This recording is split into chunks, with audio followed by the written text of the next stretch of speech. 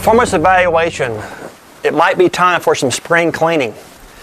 A new study by Deloitte found that 70% of companies surveyed indicated that they are considering or in the process of revamping their performance management process. In the same report, only 8% reported that their current system provides any value. A 2012 survey by Achievers found that 98% of the HR managers they surveyed felt like yearly evaluations are not useful. And last, a recent Simpson World at Work study found that 60% of HR executives would give their performance management process a grade of C. So a fair question to ask is whether you should stop doing annual reviews altogether. Most recently, Adobe systems, they make Acrobat Reader and Photoshop, they can their annual process altogether in favor of a more frequent process they call check-ins. Sounds kind of radical, I realize, to scrap the entire system. Maybe you're not ready for that. Well, here's my take. Reviews, annual reviews, can be valuable and can be a necessary tool to improve a performance if you do them right. If they're done wrong, at best they're a waste of time, and at worst they can be very destructive and demotivating. So my advice is spend the time to do them right or don't do them at all. So what does do them right look like? Well, first of all, keep in mind that most employee performance issues are really hiring issues. We've hired the wrong person. We've hired someone that might fit our company from a skill standpoint, but doesn't fit our culture. And then we spend a lot of time trying to fix them. So that's step one.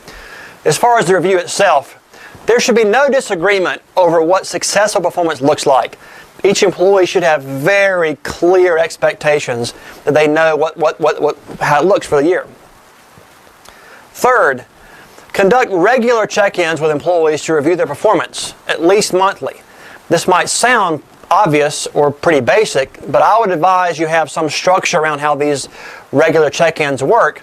I like a system called a 5x5. And the way that basically works is, once you've agreed on what the goals are for this employee, you have a meeting. In the first meeting, the employee and you together set out what are the 5 activities they're going to work on over the next 30 days towards their goals and or their development plan.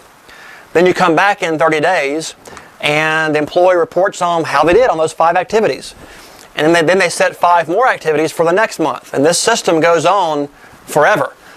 You can imagine in that kind of a system, when you get to the end of the year, it's pretty easy to have a review conversation. You've already had 11 similar conversations throughout the year.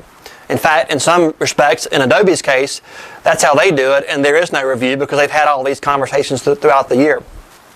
Now again, for this to work, it's important that the employee understand that they really own their performance, which is another tenet of effective performance management. And then lastly, I encourage employers to not make it about the form. It's really about the conversation. I counsel so many employers that spend a lot of time thinking about their form. Should it be 3 points or 5 points or 6 points? Should it be adjectives or numbers? And at the end of the day, I believe that a system like the 5x5, a series of regular conversations with each employee, can get you a lot farther down the road than an annual review form by itself.